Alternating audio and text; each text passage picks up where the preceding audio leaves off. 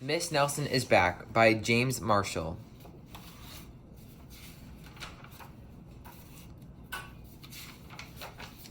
One Friday, Miss Nelson told her class that she was going to have her tonsils out. I'll be back. I'll be away next week, she said, and I expect you to behave. Yes, Miss Nelson, said the kids in 207. But at recess, it was another story. Wow, said the kids, Miss Nelson is away. We can really act up. Not so fast, said a big kid from 309. Have you ever heard of Viola Swamp? Who, said Miss Nelson's kids? Miss Swamp is the meanest substitute in the whole world, said the big kid. Nobody acts up when she's around. Oh, said Miss Nelson's kids. She's a real witch, said the big kid. Oh, said Miss Nelson's kids. I'll just bet you get the swamp, said the big kid. On Monday morning, Miss Nelson's kids were all in their seats. They were very nervous. Some of them had not slept well all weekend. If we get the swamp, I'll just die, said one kid. They heard footsteps in the hall. Slowly, the knob turned, and the door opened. It was Mr. Baldsworth, the principal. I shall take over the class, he said. Miss Nelson's kids were so relieved, but they soon learned that Mr. Baldsworth was not a lot of fun. All morning, Mr. Baldsworth tried to amuse the class with his corny card tricks. Oh, brother, said the class. That afternoon, Mr. Baldsworth showed the class's favorite shadow pictures. This is kid stuff, said the class. The next day, Mr. Baldsworth demonstrated his favorite bird calls. They were not a success.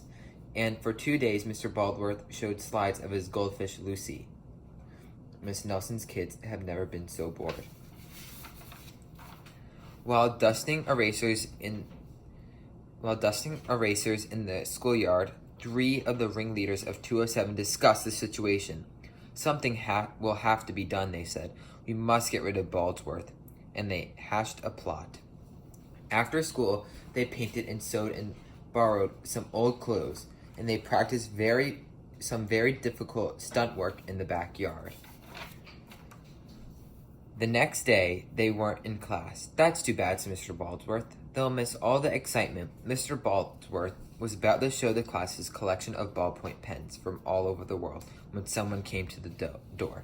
Slowly, the knob turned, and the door opened. Oh, look, said class, Miss Nelson is back. All tall and lumpy, Miss Nelson tottered into the room. Mr. Baldsworth was surprised. You're back sooner than we expected, he said. The tall and lumpy Miss Nelson didn't speak, said the kids. Her throat must be sore.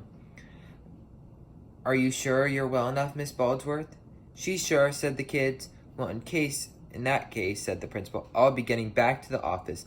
Nice to have you back, Miss Nelson, and he left the room. Hot dog, cried the class. We got rid of Baldsworth. Now we can do as we please. And at the stroke of 10, the kids of 207 left the building. No one stopped them. They went straight to the movies where they saw The Monster That Ate Chicago twice. This is really living, they said. Afterward, they went to Lulu's where they stuffed themselves silly, but soon they made a serious mistake. Heading to school, they passed Miss Nelson's house. Miss Nelson couldn't believe her eyes.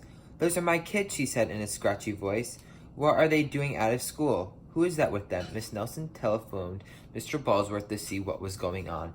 You're not Miss Nelson, said Blandsworth. Miss Nelson is back. And he hung up. Can't fool me, he said. Said Miss Nelson. Something will have to be done. And she went to her closet.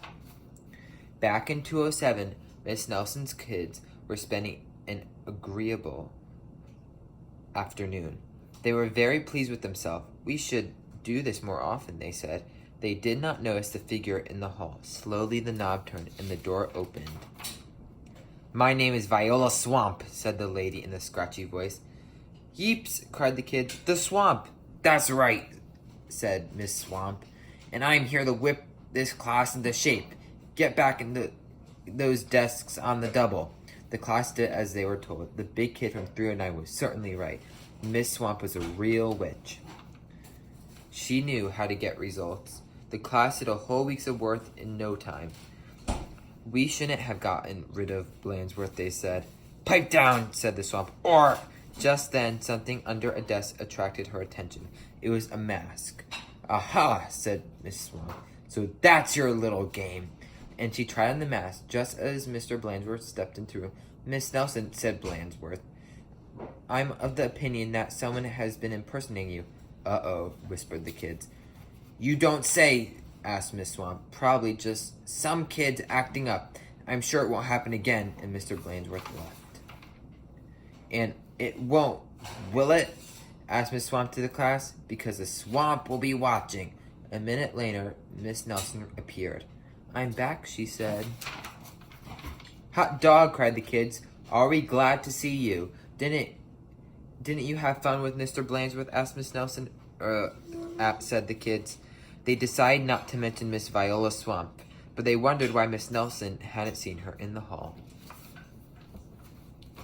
The